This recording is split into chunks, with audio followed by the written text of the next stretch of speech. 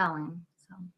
Kate Mila-Falcher, welcome to Irish Granny Helen, and welcome back, returning guest, Sara Jordan-Heintz. Thank you, Sara, for coming back. I always enjoy talking with you, Helen. Oh, it's so much fun. And just so people know, we would do this more often, but Sara has this annoying little person in her house that's under 5 years old who's just, they're so demanding. And you know what? I hate to tell you this. It doesn't end when they turn 18. It's a lifelong thing, right? But she's just precious. She's very, very cute. So we will give you grace for, being torn in different directions. So Sara and I wanted to talk about a couple of famous people. Mm-hmm. Some I've covered, some you've covered, some we've both covered. But you just told me something that of which I was not aware. So Sara, of course, is the author of this book about Dorothy Kilgallen. And if you don't know, go back and look at the video. And then also this book on Hollywood stars from the Midwest, which I've done some of them separately. I've done the whole book. It's very entertaining. You got us on a roll, Sara. And so you had something to tell me about this. Yeah. So on Saturday, November 8th, it will be 60 years since Dorothy Kilgallen died. Wow. And I feel like, this was why I wrote the book. I wanted more people to know about Dorothy, especially people my age. I'm in my 30s, people helping to make her a household name again, as she certainly was during her lifetime. And although the person of interest in her death, Ron Pataki, died several years ago, and the court system, the legal system, is not terribly interested in reopening it, there is the court of public opinion. And I feel like that could push the dial eventually into getting perhaps homicide listed on her death certificate instead of the circumstances undetermined. Well, the alternate narrative about how she died puts the onus on her and is not flattering, that she was under the influence of something, may have done it to herself. We can't say the S word. May have done it to herself. Just blame the victim. Well, yes, but as you know, compared to, let's say, Marilyn Monroe, we know where that was immediately labeled as suicide. Dorothy's was not labeled as suicide. It was you not. You can't say that word. It was. You can't say the word on YouTube. They dock you. Oh, that's right. And God help us all. This is what it's come to. Go ahead. Sorry. So Marilyn. No, that's all right. No, meaning, to me, it almost spoke of the people in the coroner's office really knew there was foul play, couldn't say it, so they said circumstances undetermined. They couldn't quite commit to a self-harm or an accident. And I think now, are we talking Marilyn or we're talking Dorothy Kilgallen? Dorothy. Well, that's actually true of both of them, isn't it?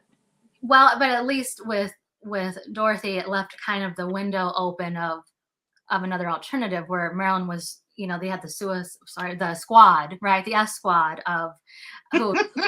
I mean, how that's so stupid. Yeah, so I think that would be my ultimate goal, is to have the public be interested in Dorothy. And I think a lot of that was through the probing of the Kennedy assassination, as I certainly go through in the book, because that was, I think, the main thing she was concerned about in that last couple of years of her life, was getting to the truth of that. And I think the people who can't get behind Dorothy having met with foul play also don't think there was a conspiracy to assassinate the president, because why else get rid of her? Right. And it's interesting. I love a good conspiracy, and I'm very open-minded in the sense that I can entertain almost anything. I don't jump immediately into believing it, but I can imagine almost anything. But one thing I've learned the past couple of years is it's all a matter of perspective and context, right? Absolutely. And I've heard arguments pro and con about all these things, and I allowed myself to be swayed. Whoever I was reading at the moment was, oh, that's probably true, But emerging from it now, having heard all these different sides, yes, it has this feeling of wanting a little entertainment. So let's jump into the conspiracy theories, that we tend to do that, right? I don't know. There's a lot of, I would call it pretty solid evidence that something went awry in both situations. Just too many coincidences, you know. Well, and I think a lot of those in law enforcement will say there's no such thing as coincidences. You'll hear detectives and investigators say that sometimes, that they think one thing has led to another. Things are interconnected, interlocking pieces to the bigger puzzle. Well, I would say yes and no. Yes, I agree with that to the as far as it goes, right? But I do believe in synchronicity, which, you know, one person's coincidence is another person's synchronicity, but coincidence is purely happenstance. Synchronicity, there's a little bit more intentional stuff behind it. When there's synchronicity, it begs to be attended to. You need to pay attention, you know. Police are trained a certain mindset, and their boundaries are very well defined, and they won't look beyond that. And that's unfortunate. For example, using a psychic to solve a crime. Just because there are psychics who are unsuccessful in solving a crime, it doesn't mean that there aren't those who can give you valuable information. When you look at the homicide rate in this country and the solve rate, I think it's like 2% of cold cases are ever solved. So don't come at me with your evidence. Yeah. Yeah. That's pretty dramatic. So I'm open to this sort of stuff. And in your book, you lay out a really persuasive argument that something untoward happened well beyond blaming her for the situation. Yeah, I mean, certainly substances in her system she was not taking. Correct. And you know, forensics had come a long way even in the 70s when that was discovered. You know, it was easier to, I think, cover things up when forensics and pathology and ballistics were just so in their infant stages. Yeah. Kind of a primitive state. Yeah. You know, that was junk science for a long time, and now people understand, you know, low velocity, high velocity weapons, how blood will pool or spatter or splatter, and I think that's some hope for these cases too. How far back? Well, look at the O.J. Simpson case. Don't look too much. There's too much there. But as an example of DNA, the idea of using DNA as evidence in that case was considered outrageous. Sure. Because they were so early on in the understanding of it and the testing of it and their ability to interpret it. Now it would be a whole different situation entirely. And that's within our lifetimes. So yeah, always keep an open mind. That's the lesson there. Yeah. So poor Dorothy, it's been 60 years. That makes me feel old, I'll tell you what, because I remember vividly when she died. Sure. Yeah. It's very sad. Think being a woman too, it's easier to be kind of overshadowed. I mean, even think of like in the dance world, they talk a little bit about the old movies. Everyone knows Fred Astaire. Not everyone remembers Eleanor Powell, who I think was the superior dancer. You know, I think it's very easy for women to get overshadowed, outshined. And of course, she was married to Glenn Ford and took some time out for motherhood and kind of went into semi-retirement. So I do think back on a lot of women who aren't as well remembered. Well, look at Vera. Oh God, what's her last name? Dancer, blonde. Oh yeah, from the Christmas movies. Yeah, you know who I'm talking. Yeah, from Holiday Inn. Yeah. Yes. What's the heck's her last name? Yeah, I know who you mean. You know who I mean. It was Rosemary Clooney and Danny Kaye and Frank Sinatra? Bing Crosby. Bing Crosby, same thing. And Vera Lane? Vera Allen? Vera, is it Ellen? Vera Ellen. Ellen. Yes, it was kind of like a female. Oh my God. I think I have big vacuoles where I used to have brain cells. So, look at her. She was an unbelievable dancer and gets very little attention, very little credit. Yeah. Ginger Rogers gets most of the attention, you know, synonymous with Fred Astaire, but not that she doesn't deserve it. there are others, right? Sure. Eleanor Powell, you're right. Eleanor Powell was unbelievable. And acrobatic. It was not just Right. text. Right. And I think that's the job that, as a journalist and my fellow colleagues are trying to tell those untold stories. I think that is what drove me to Dorothy, really, because it wasn't like, compared to, I know as we talked about, my dad with the Real Marilyn Monroe book. Mm-hmm. How many books are there on Marilyn? I mean, you could just lose your mind just even in a Google search, where at least for me, it was not, there was Lee Israel in the late 70s. Yeah, nobody wrote about Dorothy. In fact, when you say her name, not too many people even know who she was. So, that was, I felt like, was an underserved story that needed to be told, and told, I think, from me being a journalist myself, a working journalist, a mother. I have an Irish Catholic background as well. I mean, just understanding those roots, I should say. My father's also a journalist. I just felt like, you and she have very interesting parallels in your life. It's there's those interesting. connections. There are a few who say you look somewhat like her. I don't know. You just, I try not to always read all the comments, because you never know what's out there. I mean, some people are very weird, with their. I'm lucky. I get very few unpleasant Yeah, responses, because I get the same handful of people who watch my videos, and they're lovely and they're kind and they're open-minded and they know better, karma. They're not going to be nasty. Every once in a while I'll get a troll, but Yeah. I'll tell you, one of the worst trolls I got was when I did a crime. Oh, it was that Darlie Routier. That she pronounces it Routier. I always thought it was French, but I'm fancy. So she is on death row in Texas, and the official story is she was found guilty of murdering her 2 little boys. The story is very strange. And so I read the book, watched a whole lot of documentary style things. I watched psychologists analyze her on YouTube, just a ton. And then there was a lawyer who did a 3-hour analysis of the court documents, word by word.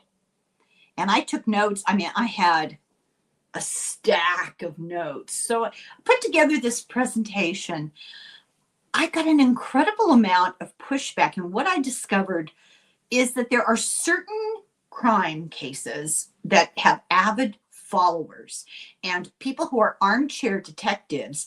And unlike me, because I'm more of an armchair forensic psychiatrist, they're armchair sleuths, and they have all these clues that nobody else has, and they have their own theory of the crime, and they're very offended if you veer off of their particular interpretation of what happened. And the argument of this lawyer was that she didn't get good representation, she had inadequate lawyer, and the prosecutor was kind of corrupted, allegedly. I don't know if he's still alive. And with very substantial explanations for why this guy believed this. I mean, he had the court transcript, right? I didn't have any trouble understanding it or agreeing with a large part of what he said.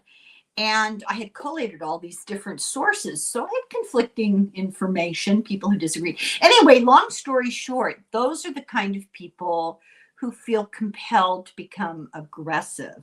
And they get nasty, and I'll get 15 comments this long, one right after another. And furthermore, one right, just over and over. And that's not the proper place to be having some sort of substantive debate, I don't believe. Yeah, and I think it's very easy to hide behind your computer or phone screen than saying something into someone's face, right? So, I mean, I feel like when I entered the world of writing on topics that you could consider controversial, I had to understand that that was a possibility of people being critical Yeah. or saying, oh, I've copied other writers who started their projects 10 years after my article came out on Dorothy. Yeah. It's kind of hard to do that, and just try to be polite and answer questions to the best of my abilities, but not engage too much. Right. Mudslide. How to handle it is a delicate balance. I just put a video up this morning that I really debated. I was really conflicted about putting it out there because it's politically sensitive and because I got my information out of the horse's mouth. I was listening to a journalist yesterday being interviewed at length about an article he had just written. Have you ever heard of Dame magazine? It's online. It's like a progressive free press type of thing. Oh, is it? Oh, okay. Yeah. That Yeah. sounds cool. Yeah. So I listening to him speak, I was very impressed with both his depth of understanding and his delivery and his open-mindedness. So I went and I read the article, and I felt like, oh, this needs to be said. We're not, into politics right here, but after reading it, I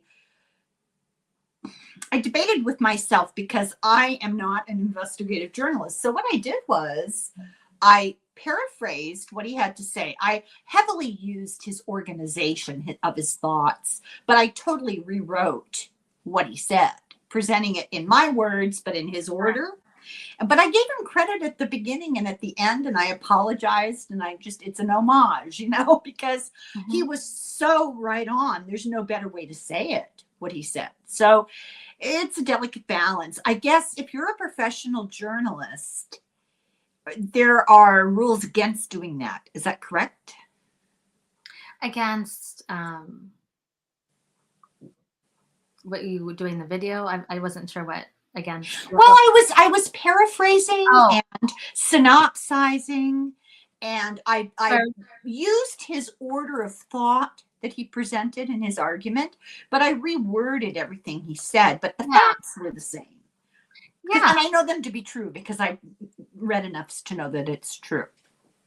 Well, I think you always want people to go right to your article, when you work on something, and instead of just getting it from another source. Right. But I think it's certainly flattering when someone takes the time to, even as you do with your book synopses and covering my books, going into some detail and chapter by chapter, could be a positive way to get more eyes on the topic.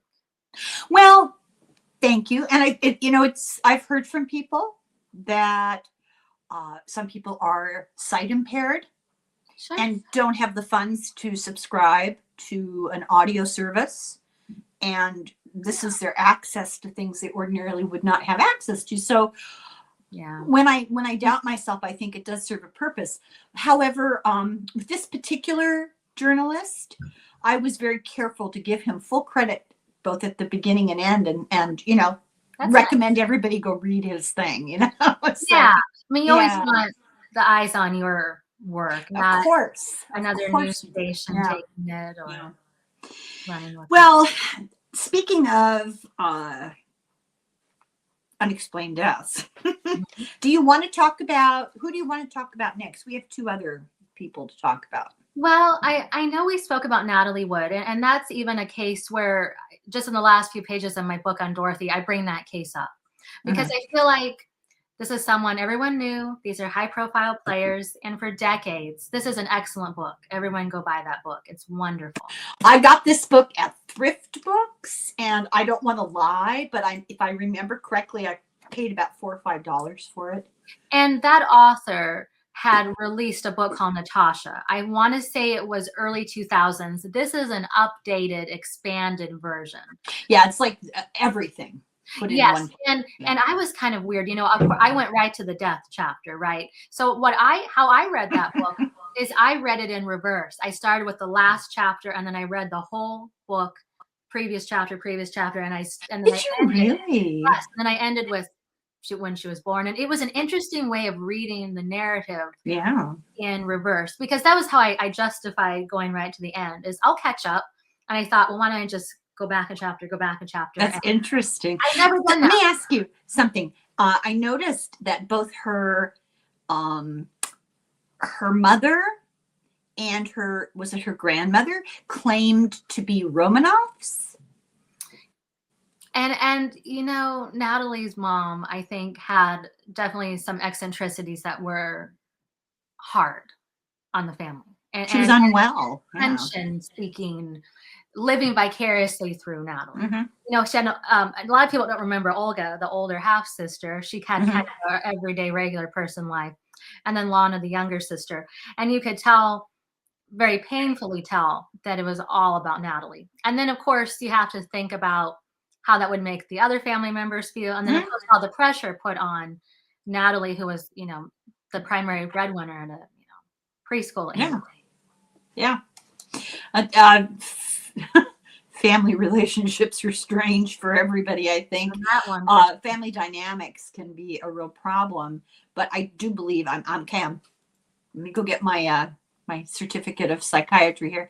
Yeah. She sounds like she was probably had a personality disorder. Oh yeah, and how would you have treated it? In that era of what would be available. No, they didn't even have the same terminology and categorizations. They know way more now. They've done more studies and looking at it through a different lens. But she was histrionic, and she was paranoid, and she was narcissistic, and just all the good terms. Yeah. And I think it's so interesting that she fled to China. I think we have forgotten our history about what happened to the people in Russia who were not all about the revolution. Yeah, who weren't, the Bolshevik movement. Yeah, the white Russians. Those are the ones who supported the Tsar and the nobility, and a lot of them fled to Western Europe. Some went to China, some went to Asia, but a lot of them ended up in France because I can't remember why. It probably has something to do with Napoleon, but a lot of higher educated Russians at that time also were bilingual. They spoke French. And so it seemed like a logical place to go. So you often hear about poor Russian immigrants living in the attic who claim royal title and have jewels sewn into the hems of their ragged skirts, and it's a whole thing, right? Yeah, I just think it's probably unlikely her mother was really. It'd be a hard story to prove or disprove. Is maybe why they were told. Well, look at Anastasia. Look at how long that craziness went on. Yeah. I think they finally done DNA. Oh yeah, and that woman was not. No. But boy, she sure pulled off a good scam for a really long time. It's unfortunate. Pardon me? Oh, it's unfortunate that you would kind of choose something that horrific to cash in on. But one thing I've discovered from looking into the lives of these movie stars, it's astounding to me how many people ended up in Hollywood and became famous who left other lives on the East Coast or in Europe, other families just up sticks and took off and didn't tell anybody where they were going. I'm thinking of William Desmond Taylor, the director who was murdered.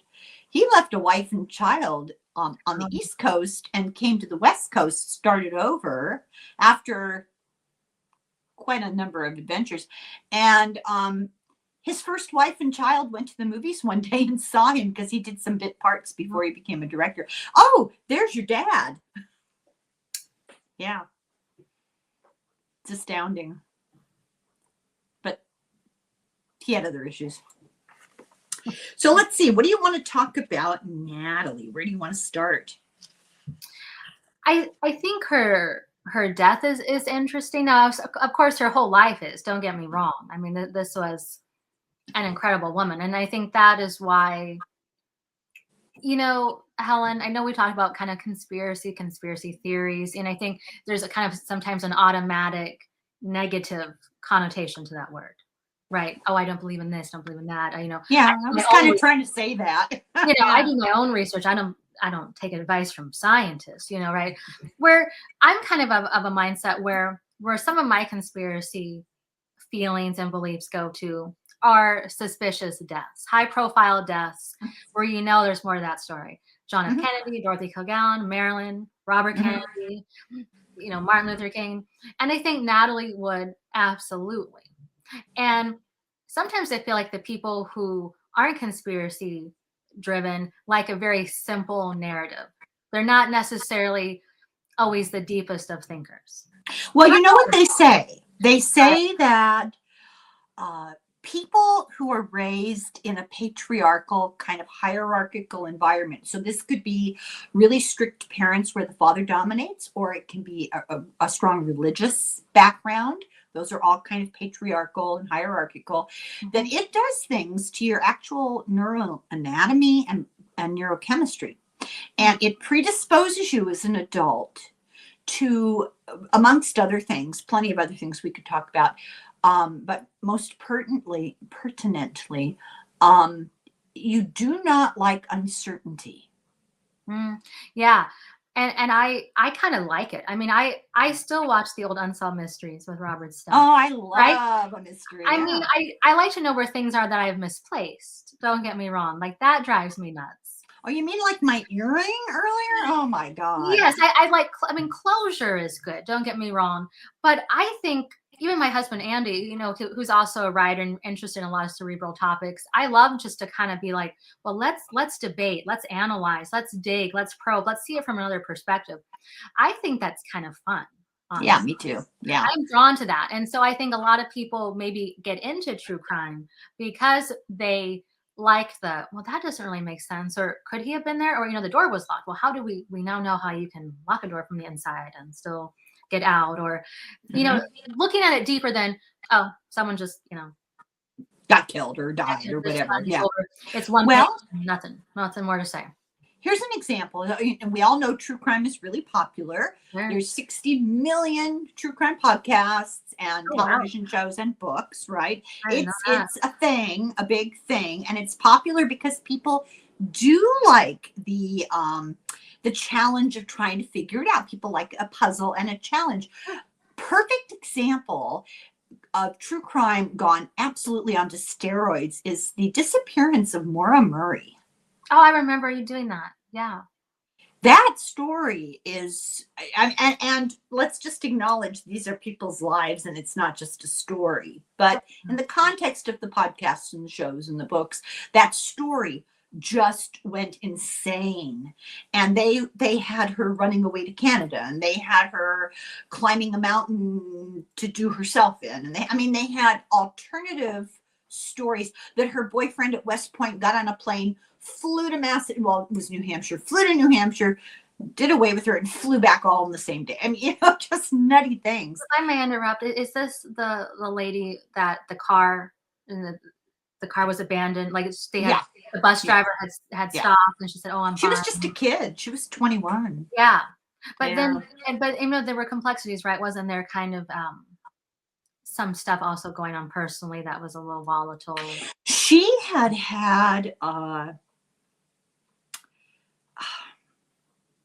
she'd been acting out. Let's put it that way. This is my opinion now. My interpretation of what happened. What happened was she was at West Point, and she got caught shoplifting at the gift shop of Fort Knox. And what she shoplifted was like $1 or $2 stick of lipstick or lip gloss or something. And they gave her an option. You can go through a court-martial or you can quit. She quit. She wasn't happy there. And I feel like it was a cry for help. Mm-hmm. There was alcoholism in the family. And I wonder about that. But she went on to University of Massachusetts Amherst into the nursing program. Now, she was an elite athlete. She was a nationally placed long distance runner. That's how she got into West Point. And she was a star in academics, a star student. She got into this really difficult to get into nursing program and was doing very well. But shortly after she went into Massachusetts, was living in the dorms, she got caught fraudulently using somebody else's credit card number from a receipt she fished out of the trash to buy a pizza. Mm. So there was something going on, and she was having an emotional moment in time and took off for a long weekend by herself with a lot of alcohol and just herself. Yeah. But she brought her textbooks and she brought her birth control pills. She didn't appear to be the kind of person who wasn't planning on returning, but you never know. So off she went, got into a one-car accident with a tree because she was drinking. And between the time that she had the accident and 911 was called by a neighbor, she lied to the neighbor. Yeah. And said, "Oh, I already called AAA, don't bother." Mm-hmm. But he knew there was no cell phone service. So she disappeared. Within a 7-minute window, she disappeared. Yeah. Very interesting story. But it took on a life of its own. That was my point. It took on a life of its own. And there is one particular podcast, Missing Maura Murray, that has hundreds of episodes, and then they branched out and did another kind of parallel, and they've done a lot of good. They've helped pay for searches, and they've helped to raise money to do DNA studies and to further the investigation, but also contributed to a lot of unnecessary side trips that turned into dead ends, and it's very hard on the families. Anyway, back to poor Natalie. I think what I'd like to talk about before we get to the day she died is her ongoing lifelong fear of drowning. Yes, that was definitely nurtured by her mother. She did have an accident that scared everybody. She did almost drown. Yeah, and that is, I believe, what had messed up the wrist. Yeah, I just read that she always wore a bracelet on her wrist because her wrist didn't heal properly. So she was making a movie as a child. What was she, 9 years old? You'd have to check on that. Making this movie, and she was supposed to cross a bridge in the movie, and it really was a rushing river underneath, which seems insane to me, but okay. And the bridge was supposed to collapse at a certain point. Something went wrong. It collapsed too soon. She ended up in the water. They had to save her. And she was terrified. It was very traumatic. And from then on, she had a lifelong fear of water. How weird is that? I find that very strange. Yeah. And I think all the more reason she would not have tried to go out at night and take the dinghy, like what Wagner had said. They got married on that boat. And then I just don't understand that. Well, it does seem strange that you would enjoy some leisure time out on the water if you had a fear like that, no matter how nice the vessel. How do you relax? Right? Yeah. I know myself, I have my little phobias, and let's just say I wouldn't choose to get married at the top of one of the Alps. Let's put it that way. I can't think of anything more horrifying than standing on a precipice for the wedding ceremony, and here she is in the middle of the ocean on a boat to get married. It just seemed counterintuitive. I wonder, was she talked into it? I mean, I think she must have enjoyed some elements of the yachting, and of course it's a different environment than just in a rowboat or something. But yeah, it does make you wonder what was the influence of pursuing. No, how much coercion was in the relationship from the start? Well, I mean, Wagner was quite a bit older, right? Was that like maybe, I want to say like 12 years or something? I mean, she was more than that, a girl when they first met, before they officially dated. I mean, he was, I think. Well, she met him when she was little. Yeah. And said to her mother, "I'm going to marry that guy," and now when she was like 10 years old or something. Yes. And of course, in the book that you held up on, Natalie, that author has been very, I forget her. Feinstead, right? Finstead, is it Feinstead? We'll just call her Suzanne. Suzanne it's a wonderful book. It's dense, but in a way that I still kept reading. Sometimes I'll open up a book and if it's kind of small print, I'll kind of go, ooh. I can see it, but then I'm kind of overwhelmed by this could be a thick one. But it was so engaging. And I bring that up because Suzanne alleges, based on people who knew the couple, of Wagner being interested in men, and that's what led to the first marriage ending, her catching him with another man. Is that true? Did that really happen? It's on good authority of people Yeah. who were familiar with the Natalie coming home to her mother and sister with saying, it's over. Yep. And I have no bias on that unless it's a very open thing with your spouse who that, right? I mean, I don't. Well, yeah, but this was a deceptive. It didn't matter who the other person was. It was a deceptive engagement. Yes. Yes. I would like to put a word in for books with pictures. Yeah. I love a book with photographs, and this has got, I think it has a couple of sections and a healthy number of photographs. I think it helps. I have a little side comment to make for you because I want to see your reaction. You know how when you're on your phone and you're doing something that is like email or something, and YouTube things will pop up to tell you that there's something to watch. And there was this short that I was supposed to watch, and I got distracted because it had captions and the words caught my eye, right? And it was about how many books, what's the last book you read? So oh God, what's the guy with the beard who got fired and then hired back? Late night TV. Oh, it doesn't matter. So he's out in public with a microphone, randomly asking people, and he probably asked 7,000 people to get 5 stupid remarks, but he says, what was the name of the last book you read? And nobody could remember the name of any book at all because he gave them that. Well, just name a book. Mm-hmm. Couldn't name a book, including one woman who said, oh, and I'm a librarian. But this one young woman looked him in the eye, kind of proud of herself, and said, oh, books. I haven't read a book in 7 years. And as an author, I just kind of would like your comment on that. Well, and even not just as an author, but I've always been a voracious reader. I try to read at least a book a week. I mean, that's just what I do. I almost just feel discombobulated if I'm not having that time carved out. I mean, it's a certain part of your brain, right? Part of the brain. Yeah.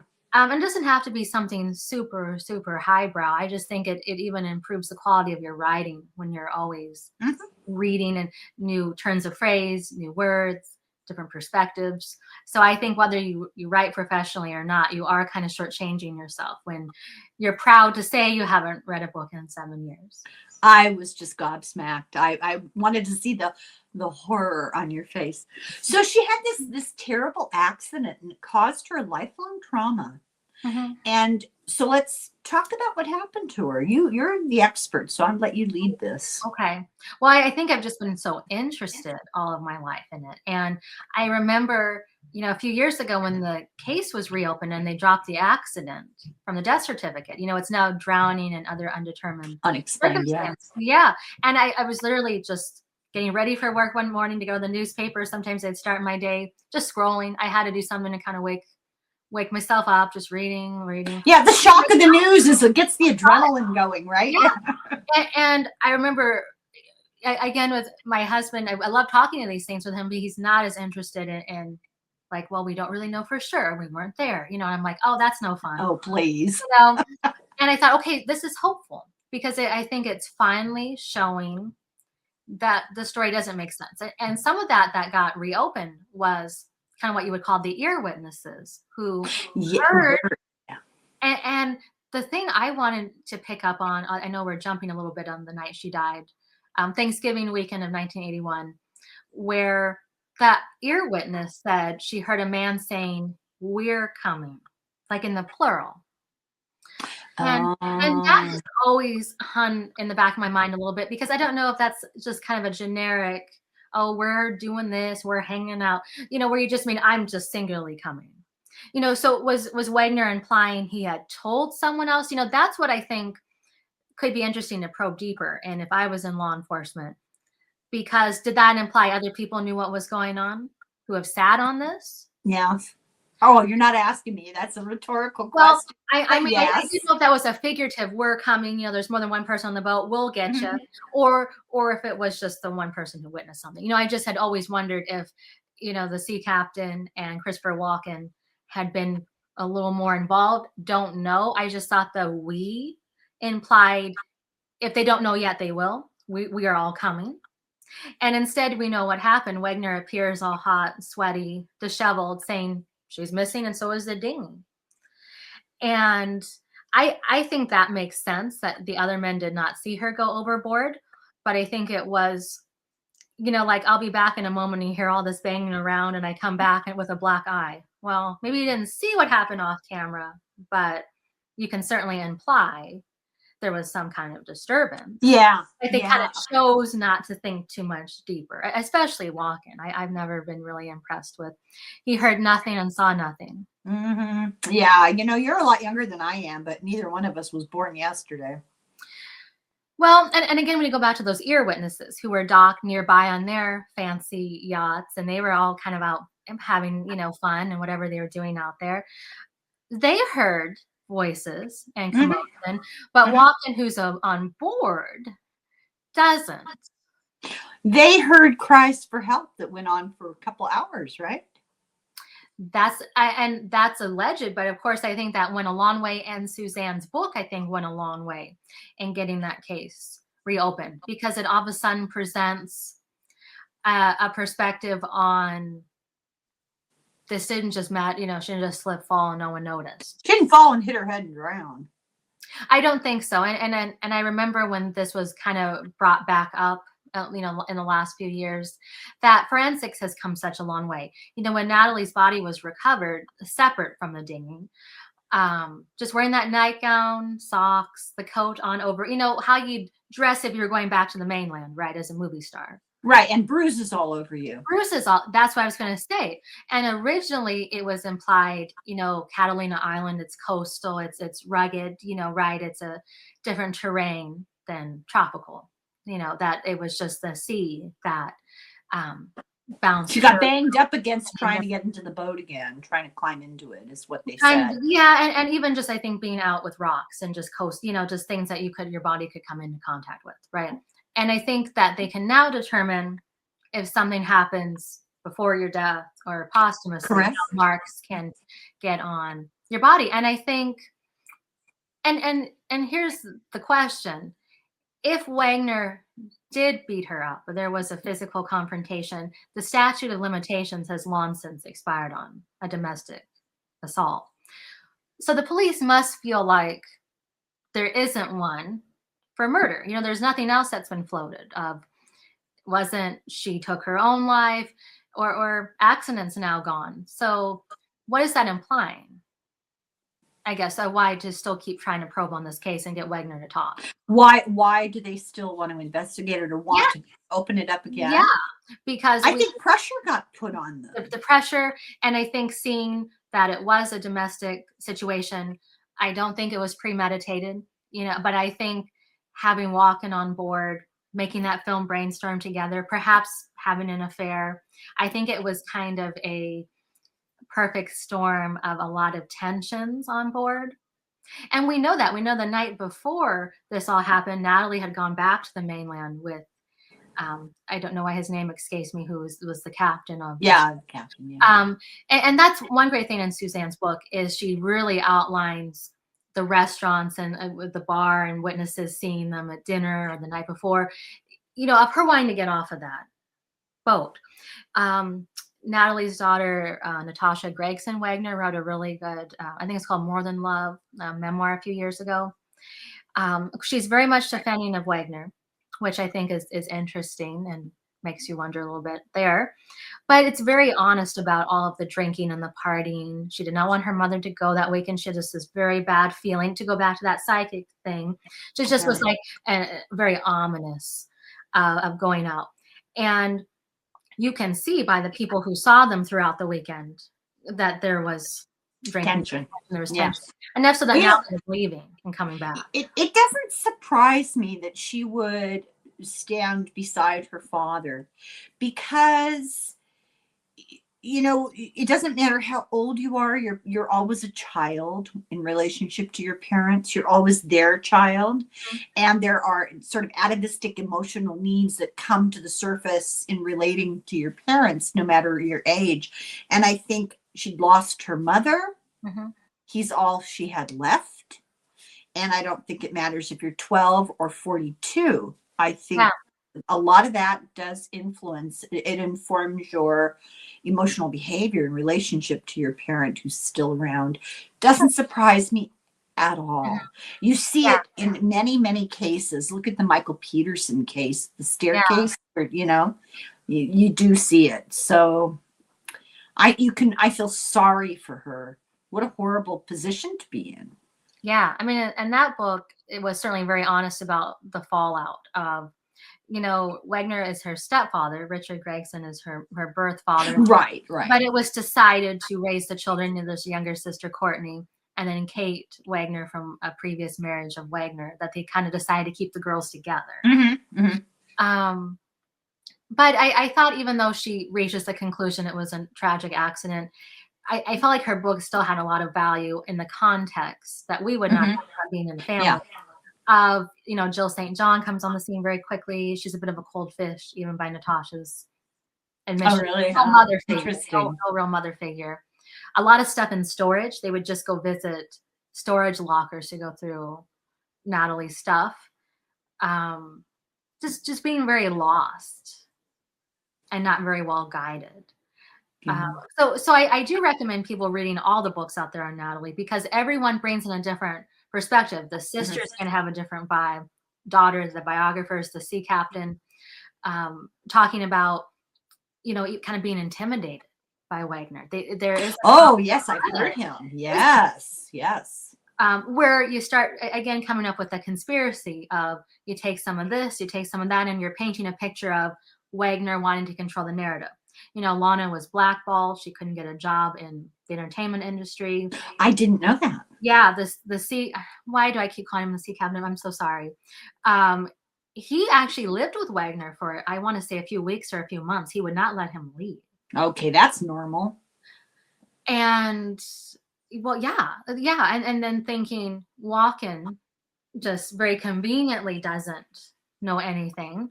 Yeah. Just wondering, when you kind of add those things up, and then kind of this hero worship with the daughters, I think it's all interconnected. Yeah, I agree. I absolutely agree with you.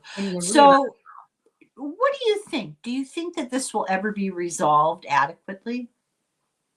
No, I think Wagner is he about 95 now? Is that I saw a picture of him the other day. I didn't even recognize him. Yeah, and could there be some death by confession? I don't know. But we do know things have slipped. Originally when the police boarded the Splendor, there was the broken glass, from the wine bottle. And it was originally said just the rough sea had tumbled it off the table. And then Wagner writes in his memoir, I think those Pieces of My Heart, like 20, I think it came out in 2001. So quite a few years later, that no, I actually threw it at Christopher Walken. We had a disagreement about Natalie's career. Oh, about her career. Well, I think yes. I think yes and no. I do think there was an accusation of an affair. Don't get me wrong. But I think Walken was a little younger than Natalie, a little more of the new generation of Hollywood, right? Wagner's old guard. And I think Walken was saying, Natalie has stayed home with the children for a few years now, and she's kind of re-entering. She was going to do Anastasia on Broadway like the following year. Let her, you're on Heart to Heart. Let her spread her wings a little bit. She shouldn't just be a stay-at-home mom when she's been a movie star most of her life. I think that did happen.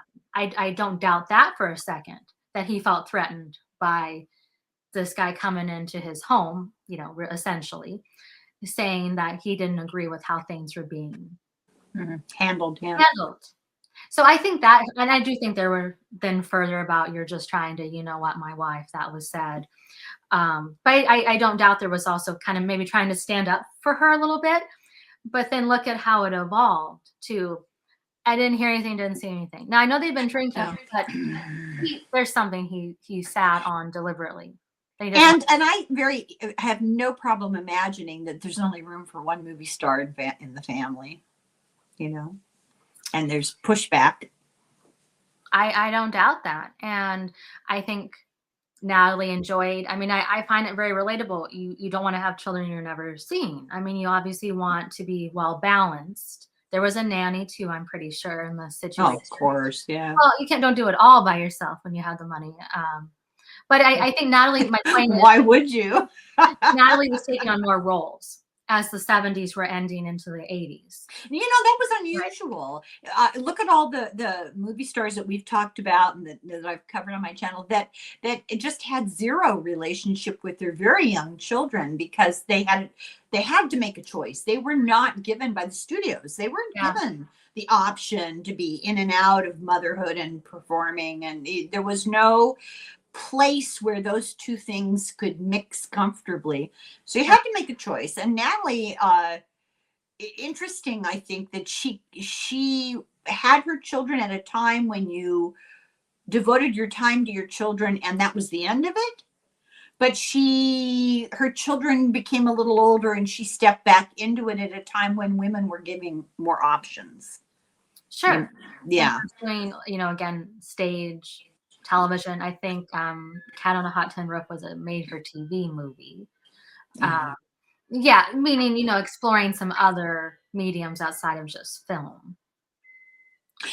And there's a lesson, in a lot of these people's lives that I have actually taken to heart. The ones who seem to be had the most longevity in their careers are the ones who were open to changes in technology and the media. So the snobs on the stage who would have nothing to do with the movie industry, they went by the wayside, and the ones who were willing to go from silent films to talkies, they're the ones who were successful, and then television and radio, and then I mean, think of last time I was on talking about Barbara Stanwyck. I think she's a wonderful example of comedy, drama, then television, Western, Big Valley, Barbara Stanwyck show. Yeah. Thornburg. She did everything. Yeah. Well, if she were alive today, she'd have a podcast and she'd be on YouTube. I think she understood you had to change to grow. That's right. I just did for Halloween. I did a couple of people, in the horror, scary movie sphere, and one of them was Vincent Price, and he is exactly like that. He was a stage actor long before he actually got into movies, and he was willing to play with different genres. He didn't just do horror. And then he simultaneously was doing long-term radio programs. He was The Saint. Simon Templar. I don't know that. Yeah, I don't. You're too young. It's much about him, but I love Vincent Price. I mean, he's got the great voice. He's just so perfect in every role, and an interesting guy too. Wasn't he kind of into interior design? He was an artist. He started out getting a master's in art, and he became an art collector. Okay. He donated his collection to East LA College, junior college. It's like one of these only schools that has an art education program with the collection that he donated to them. He also had a cooking show. He wrote several cookbooks. Yeah. He was a remarkable person. I had no idea. I just liked him turning Caroline Jones into a wax statue, I mean, he was born to play the creepy roles. House on Haunted Hill is always one of the favorites. Oh, I love that. Yeah. The voice, the narrator in Thriller. He's great. A lot of Edgar Allan Poe works. I know he did a whole big thing about Edgar Allan Poe with Basil Rathbone of all people. Oh, sure. Yeah. Yeah, I mean, he's one of those people you'd have on your kind of dream. Who would you invite to a dinner party list? Yeah, right. Yes, alive, he right? is. He and David Niven. I've always had a soft spot for David Niven. Like those are the people that would come to my party. And what's the other guy's name? I can see his face right now. His granddaughter is an actress. He was in that movie with Merlin Douglas. Uh, Hmm. uh, he was in the movie with Cary Grant. Mr. Blandings builds his dream house. He was the lawyer. Oh, okay. I don't know the granddaughter's name. Ileana Douglas. She's a Oh, character okay. actress. Oh, yeah. Yeah, We've yeah. spoken of her before. Yeah. Merlin Douglas? That's not right, is it? Melvin. Melvin. Okay, there we go. Melvin Douglas. Yeah. I always have loved him. I think he would be a great guest too. One day we're going to have to make a video where we talk about who we would invite if we could invite anybody. Let's. Yeah, and some people I want to just have come so they can tell me what happened to them. And like it's so nice to have you here, but no, actually, who shot you? Like Who killed you? Oh, Yeah, was there another? Who was on the grassy knoll? Was there anyone in that? I know, That's what I'd be exactly. like, now that you're here, like sit down, get yourself comfortable. We have lots of questions. Well, we try. My friend Deborah Lupien tries to connect to that, and of course, we have no way of knowing 100%, how accurate that is, but it's certainly interesting. Now, nature abhors a mystery. Okay, so we talked about Natalie Wood's death, and I think we're going to move on to Joan Crawford, an entirely different kind of person. So what do you think about Joan Crawford? Before we go a lot in that, I want to give a great shout out to a book I read on her. It's by a friend of mine named Jennifer Bittman, and the book is called Joan Crawford, A Talent for Living. And I think I saw that. Yeah. what I liked about it, and it's such an amazing skill to have, creative nonfiction. So it reads like a novel. I love that. Yeah. And it's something I haven't done a lot as a writer myself, but I know it when I see it. If that makes sense, it's more narrative than they did this, they did that, did this. Correct. Yeah. Right? You don't feel like somebody's elaborating on a timeline. There's a life story to be told. Yeah. So if you've read a lot on Joan Crawford, as I'm sure a lot of your viewers have, she's just a very well-known person. I would throw A Talent for Living in there because it's written in a way that is just different enough from your traditional biography. And I think her view is certainly a more sympathetic view than, let's say, kind of the mommy dearest angle. Like, what drove some of Joan's problems or neuroses or the very difficult childhood, going through men quickly, right? Just like trying to put in some context to kind of what leads people to make the decisions that they do or go down the paths that they do. Right. I think it's easy to be judgmental. I'm full disclosure. I've never really liked her movies, and I've never been intrigued by her. Okay. But I welcome the opportunity to look into her when I did the video and did the thing with Deborah, just because I wanted to know. So what is it that people see? What is that? And it's interesting because we've done a couple of those sort of channeling sessions. I just ask the questions, she's the one who's doing the hard part. Sure. And there have been two people that I actively did not like the vibe of who she was connected to. And Joan Crawford was one of them. The other was Charles Lindbergh. I could see that. Oh my God. He was, personal opinion, allegedly horrible, a horrible individual, still justifying and rationalizing and dismissing and belittling from the grave, So that was horrible. Not what I expected, because that image of the national hero, Sure. Joan Crawford, I don't 100% buy the full story of Mommy Dearest, because who's to really understand fully the relationship between parent and child? I don't immediately question the veracity of somebody who claims the kinds of things that she claimed. And there were enough people who said, yeah, and there was a subtext to what they said. They said, yeah, we saw some pretty extreme discipline. To me, that's somebody saying there was a problem there, but I don't want to commit. I think it's interesting. There was a handful of famous people who worked with her who were like, yeah, it wasn't good. Yeah, there certainly were, and then there were certainly defenders. I mean, I think from a writer perspective, being an author, I could see how you could take anything, and if you only focused on a certain perspective, Mhm. every time you had a argument or disagreement with your spouse, or every time your child, I mean, I could just write the most awful, right? Just if it was only, or the rose-colored everyday Correct. carnival. Yeah. And I tend to think the truth is somewhere in the middle, and maybe if you are kind of embittered, it's easy to, I mean, your brain will go negative. I mean, that's psychology. You know, if you only have Oh, negative it's my favorite thing to seeing do. negative, Yeah. Yeah. Yeah. you will train your brain to only see negative. Right. So I Right. think there's something to be said on wanting to only see Joan in that way. And I think Mommy Dearest did a lot to even just kind of make Joan even more mainstream. I think a lot of people saw that movie, with Faye Dunaway, and it's not flattering, but I think it also helped Joan kind of live on after her death. I mean, It she's certainly continued the legend, right? continued I have a particular fondness for that movie. It's iconic in my family, with my children and me, because I hope people don't take the wrong assumption when I say this, but my kids have always thought the funniest thing to say to me when I'd be, really angry with them, they go, "I love you, Mommy Dearest."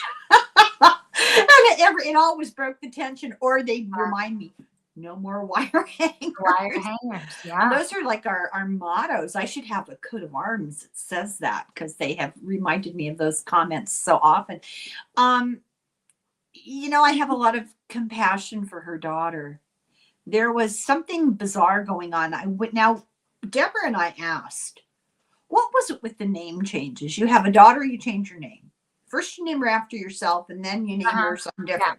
You have a son, you get divorced, you change his name. And yeah. they're both were old enough to kind of, Hmm. what was that all about? Well, it was very dismissive. The response was, oh, So it felt very narcissistic to me. I know that's everybody's favorite buzzword these days, but there's a lot of it. For sure.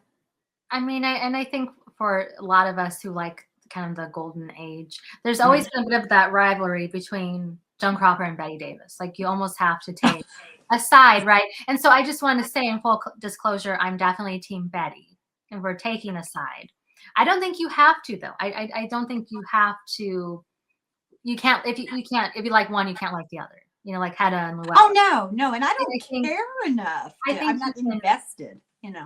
be interested in both of them. And even Betty, who really detested Joan, would even say in interviews, no one worked harder, Oh, especially she coming from defended her. Yeah. nothing. I mean, and then kind of becoming a flapper and getting involved in kind of that carefree 20s vibe. And then she was, in the 30s, really taking on those every woman roles, right? So relatable to women kind of struggling during the Depression. And then she kind of get to play sort of glamorous roles too, and then was let go from her contract, and then gets a role with wasn't it, RKO. yeah, well, I believe she was with MGM for many years, and then Mhm. you age out, and then I thought it was Warner Brothers she did Mildred Pierce, because that was She dead went back and she became like an independent, really. She was, short-term affiliation and then on to something yeah, else. Seemed like she had a little more autonomy than a lot of the people that were in the yeah. system. We spoke on that with Barbara Stanwyck, being a Yeah. little more a free agent. But I think Mildred Pierce is a great movie. I really love that. I love film noir. And I thought that was a wonderful kind of comeback role, showing that bankability of I'm here, I'm still relevant. Right, box office poison, right? Right. Yeah, which is so stupid. Yeah. Um, when I think of her, I think of what she did to Marilyn Monroe. That arrogant moment when she really went for the jugular about Yeah. her outfit, and I believe she had to know what she was doing. I just don't think she was that clueless. Hmm. Maybe she was just so arrogant that it never occurred to her that this is a struggling young woman who has no money and no wardrobe, and you don't have to be a you Yeah. know, a word that starts with B and rhymes with itch. Yeah. But that's what I think of when I think of her. I don't know why I feel so defensive on behalf of Marilyn. I think there are people like Barbara Stanwyck who were successful Mhm. and developed an element of personal power and used it for the good of other people. She supported people and stood up for them and helped them in their careers. Mhm. Uh, why couldn't Joan do that too? Yeah. I'm Yeah. assuming she saw Marilyn as a threat or competition. I mean, right? Some kind of taking attention away. And to me, that smacks of it's such insecurity that Oh, sure. you know, Yeah. And, I wouldn't call myself an expert on Joan Crawford's life, but I've read enough about her that I know she had a brother, almost looked so much like each other. They were very mhm. other siblings. Hal, was it Hal LeSueur? I believe was his name. Howard, maybe? Hal, Hal, Okay. Hal LeSueur. LeSueur being, she was Lucille LeSueur. Yeah. And wasn't her sister Daisy LeSueur or something? What were her But, parents thinking? honestly, if you want to shoot this straight, doesn't it sound like these were a little rough around the edge, a little trashy, a little the uncouth, right? An uncouth background that she so desperately Oh, tried yeah. to kind of class up a little bit. And Yeah. I brought him up because I think she was instrumental in helping him get some work in Hollywood. And that was kind of a volatile relationship. I think there wasn't a lot of there's dysfunction in that family, right? And that's not something you could show, right? There's always got to be an image. An image, yeah. I think it's Right. intriguing to me how many people who do go into acting and really are successful in the public eye, how many of them are trying to reconstruct the narrative to give themselves a completely different persona. It's true today. They almost are successful because of the strength of their struggle against who they really are. You know, maybe I'm getting a little bit too analytical, but uh, you know, when somebody becomes really well known like that, who comes to mind is Angelina Jolie. Yeah. Yeah, you know what I'm saying? Yeah. Yeah. And I think you work hard enough that you want to maintain a certain image, certain standards, and maybe you impose some of those high standards on other people too. That maybe makes it hard to get along with them all the time. Yeah. Yeah. Well, I think it's easy to forget. We must remember that when you're dealing with a person whose burning desire in life, main goal in life, no matter how you want to characterize it, is to be in front of a camera with their names and lights. I think that tells you so much. Ground zero, where you're starting from Yeah. when you relate to them, right? There's not a lot of other room for a lot of other obligations or Right. responsibilities. I just saw a documentary that's the antithesis of that. So interesting. I kind of stumbled on it. Like, when you kind of watch something out of desperation because you have nothing better to do, Now, I really appreciate John Candy. I always thought he was funny, but I wasn't a rabid fan. So there's this new documentary about him, and it's just beautiful. He was really a remarkable individual, a genuine human being with a heart and very little ego and enormous amounts of talent. He made his success because of his talent, not because of his ambition or how he mistreated people. It was pure talent that other people saw.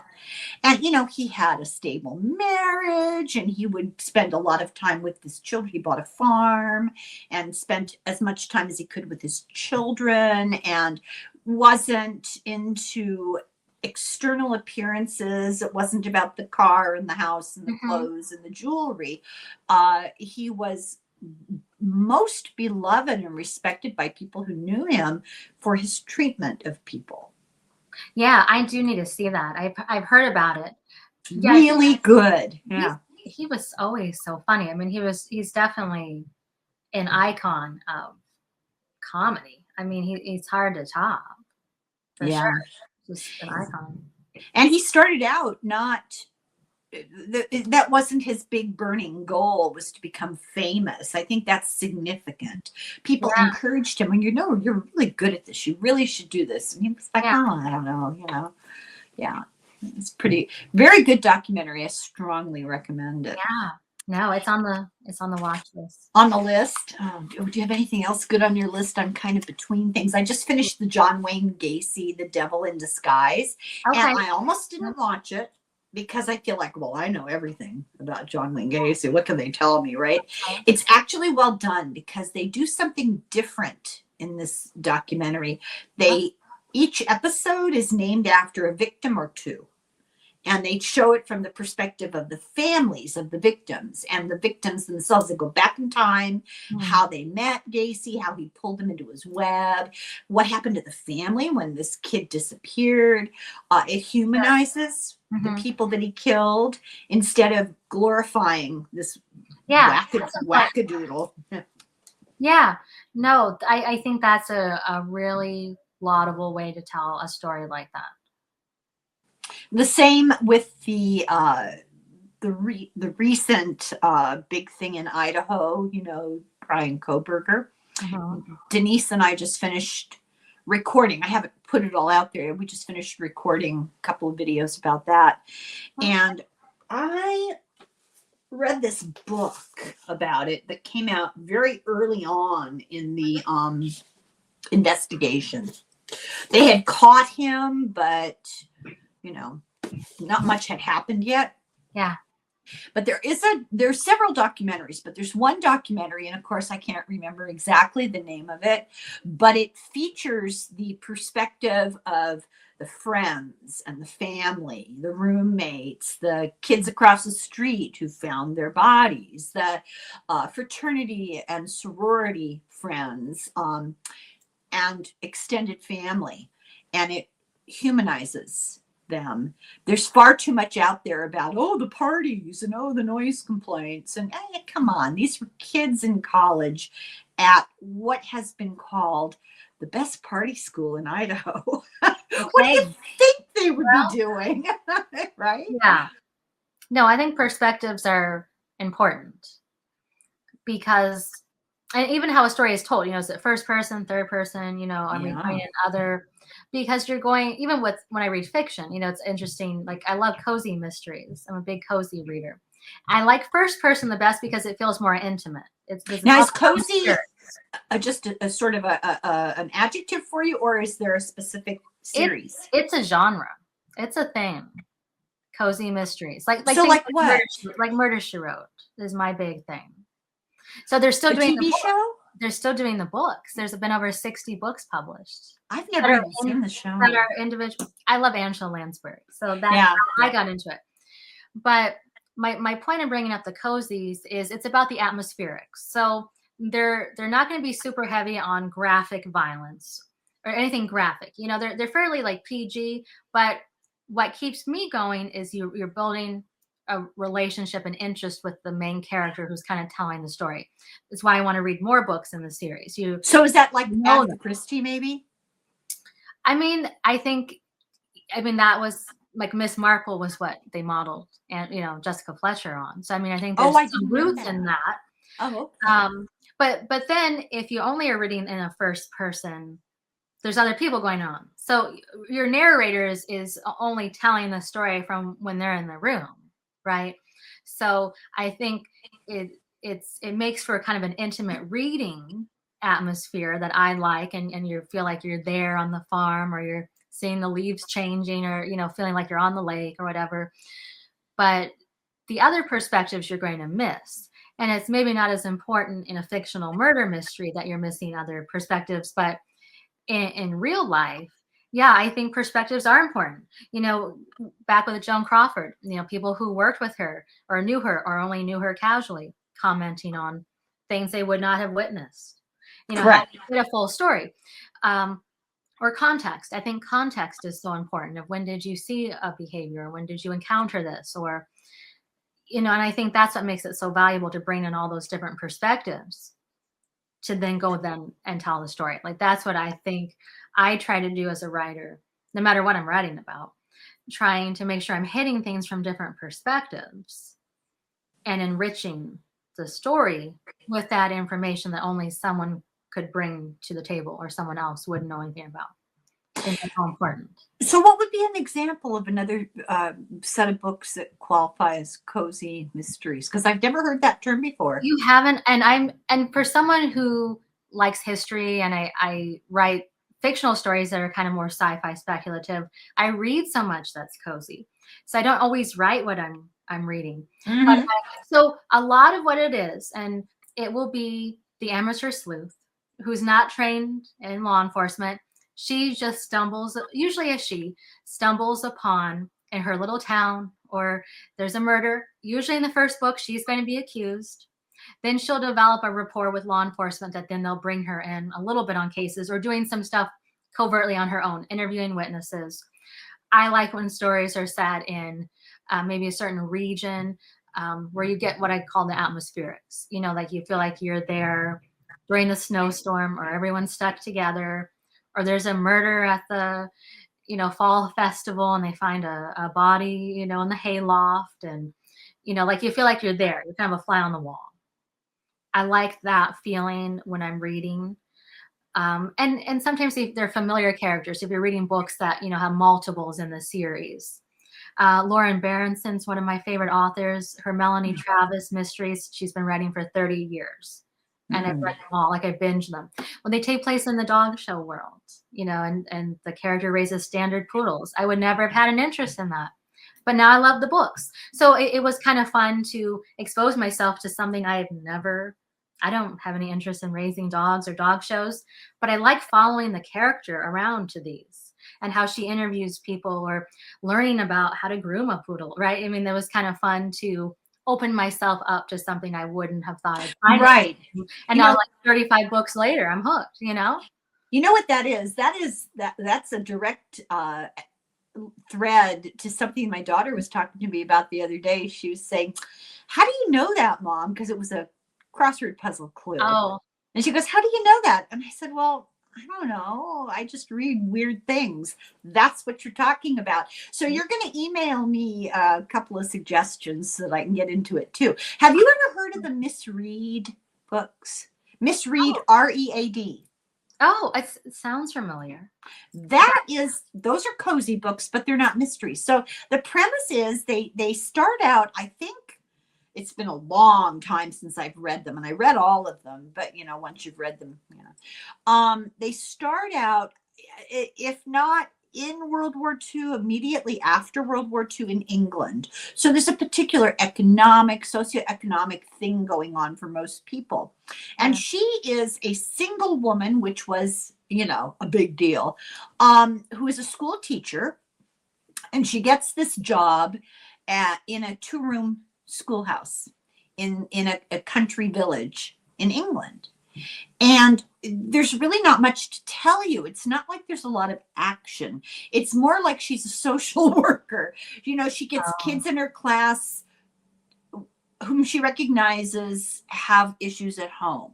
And she goes to meet the people at home and helps out. And she establishes relationships. It's all about relationships and community. And they're intriguing because they're a little foreign, but not too foreign. They're familiar enough, taking place in the English countryside. I mean, I feel like I could relate to that. And they convey a very cozy, comfortable, warm atmosphere. It's the same thing without the murders. Yeah. Yeah. For sure. And I think as a writer, I love atmospherics. I want to feel like I can feel the tension or the fear, or if they're set in a certain time period or season. I love anything that's Halloween or fall themed. I like to read those year round. I like that feeling of being out with the leaves changing. It's got that little nip in the air, and I'm sipping my tea. And I think we like the feeling of, people who like the cozies, of following along, like we're settling in with a character or a little town. Like with Murder, She Wrote, like Cabot Cove. Like it's almost like our home away from home. We know of the Are place. you familiar with the alphabet murders? A is for alibi, B is for burglaries. The whole series. Sue Grafton. Excuse me. I've heard of them actually. Yeah. So I thought the titles were really stupid. And I resisted for a long time. She was probably into F or G before I one day was at the library with my kids, and I was just desperate for something to read, and that was what was on offer in the book section, the new books, Okay. So I took home A and started to read it, and I went, why does this book sound so familiar? It's like an alternative reality. It's familiar, but everything's different. So I did a little digging, and I found out that the author, Sue Grafton, lived in my hometown, where I came from, where I grew up in California. And she changed the names of everything, but she didn't change them so dramatically. Either she used the same number of letters, or she rearranged the letters for an anagram of them, or something like that. So I was like, oh my God, I feel like I'm losing my mind. Now I know why this is all so familiar. And the main character is all first person narrative, and the main character is a private investigator in as she calls it, Santa Teresa, California. And she's very snarky and sarcastic, and she happened to live in a situation that my husband and I think she lived in real life. Sue Grafton at one point lived about a block away from where my husband and I lived. We lived about half a block from the beach, the same thing. I was like, I'm going crazy, right? Why is this so familiar? This is so weird. I ended up becoming this is embarrassing, becoming a member of her fan club. And every year I got a little Christmas present. She would send like a fridge magnet or a bookmark, or when she died, I cried.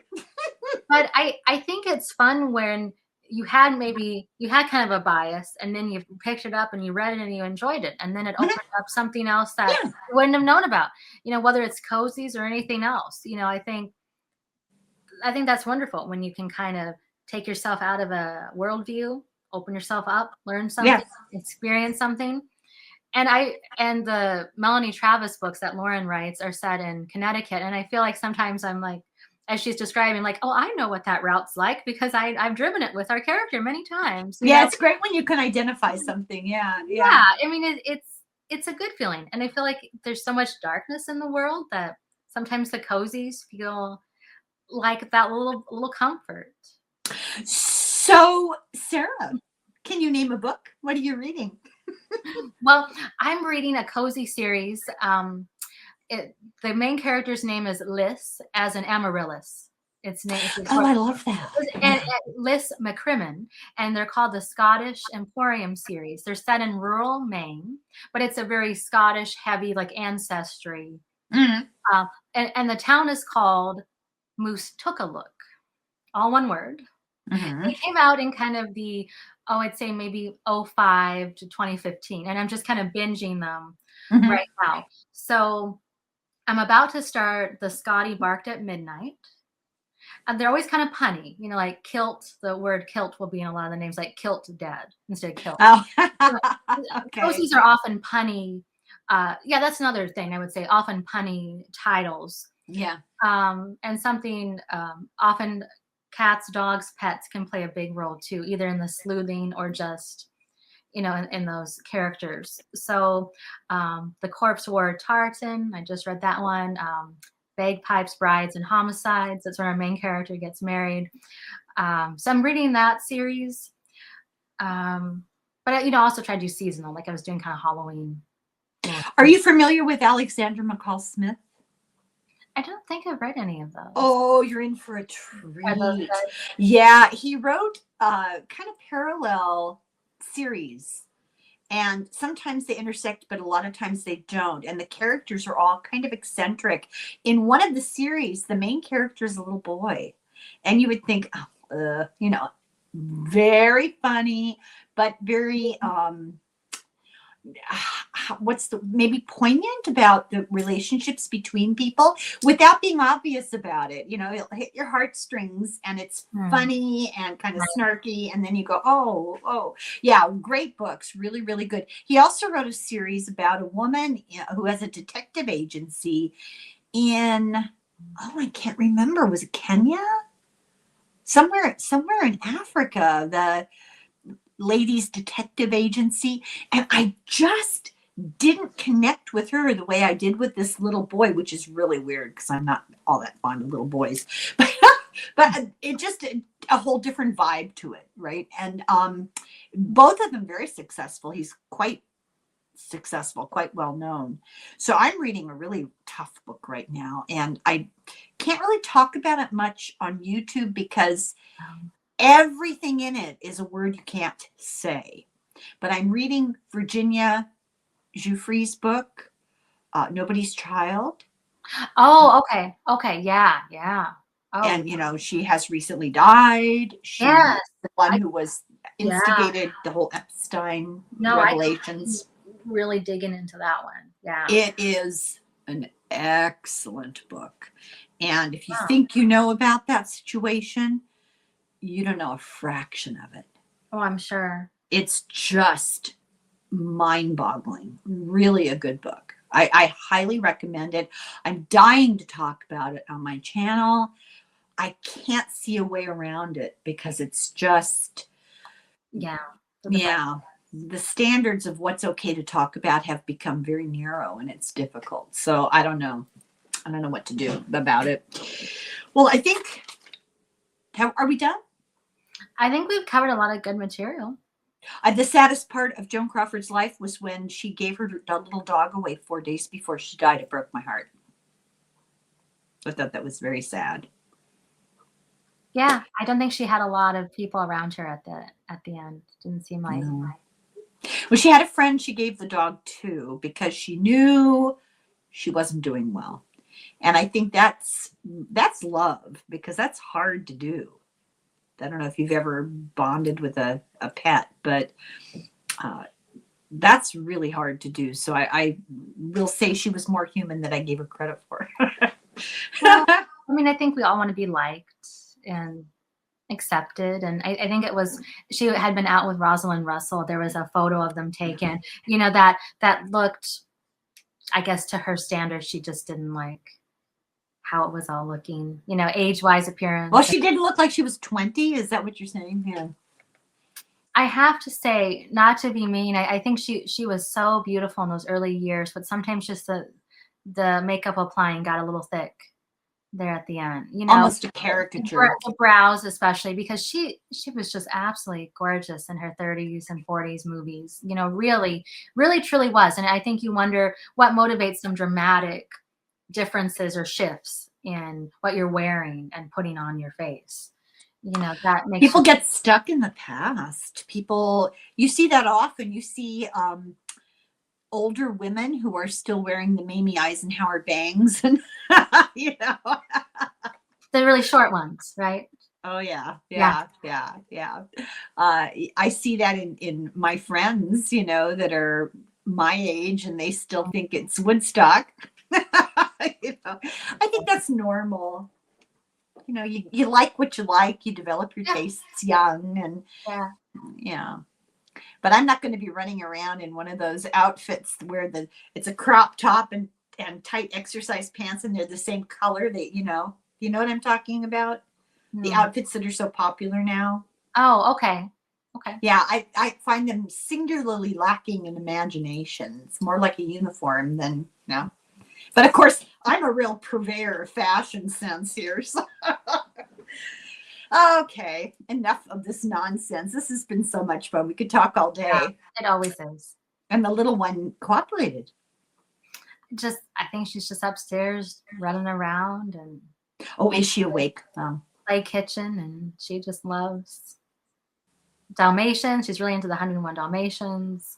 Some of the older Disney movies that came out when I was a kid. Yeah. Covering those characters. Yeah, she's that age, you know, she'll glom onto. I remember the first Disney movie I saw. It was petrified. I saw Snow White.